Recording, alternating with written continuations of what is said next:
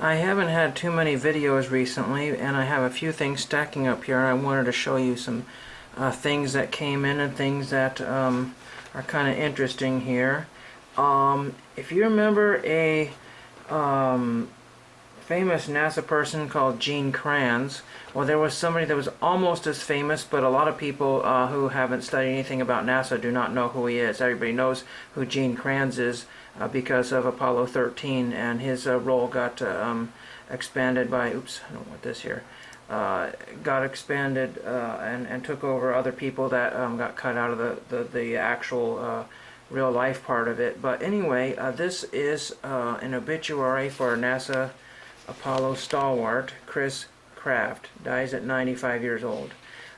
He founded Mission Control and created the job of flight director, among many other things here.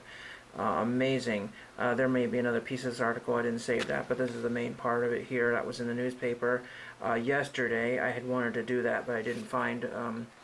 But I wanted to show off a couple of autographs that I got from him a number of years ago, and I will do that at this moment here. The first one here is Project Apollo from the California Tracking Station, and it's dated October 11th, 1968. And there was a reason why I sent that envelope. This is what I could find, and I thought it was really pretty cool. He has nicely signed that. And then the next envelope, which we'll see here in just a second when I pull that up here. That right here.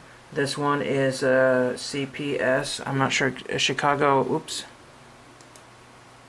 The Chicago Philatelic Society salutes the U.S. Space Program, and I thought these were two unique and unusual envelopes that he probably doesn't get to see very often. That's dated 1972. So that's really cool, and read up on Chris Kraft if you don't know much about him. He's quite the amazing person there, and he was generous enough to sign some autographs for me.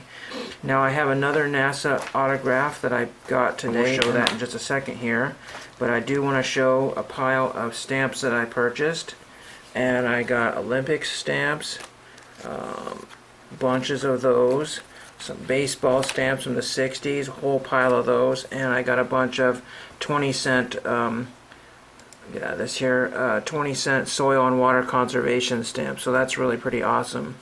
Those are neat to have those. 20 centers are ones that I use all the time, and they're just hard to find because the post office doesn't have those. I think they have a 15 and something more than 21 or 20. So and like I said, these are pretty awesome to have those. Those can be used for anything, collectibles or letters to baseball players. The last one here came with a nice letter, and I tore the envelope out of Boston, Massachusetts. I almost forgot about this one. It says, "Greetings. Sorry I took so long to answer your letter, but I've been traveling and then misplaced your letter. I'm writing this note on July 20th, the day Apollo landed on the moon 50 years ago." That's amazing, just in that self. "I did work for Gemini and Apollo as a member of the Apollo Optics Group at the MIT Instrumentation Lab, now known as the Draper Laboratory. I worked on the sextant and scanning telescope. Neil Armstrong was one of my test subjects concerning the workings of the gauges on the devices. I also worked on an experiment flown on Gemini 10 and got to attend the launch.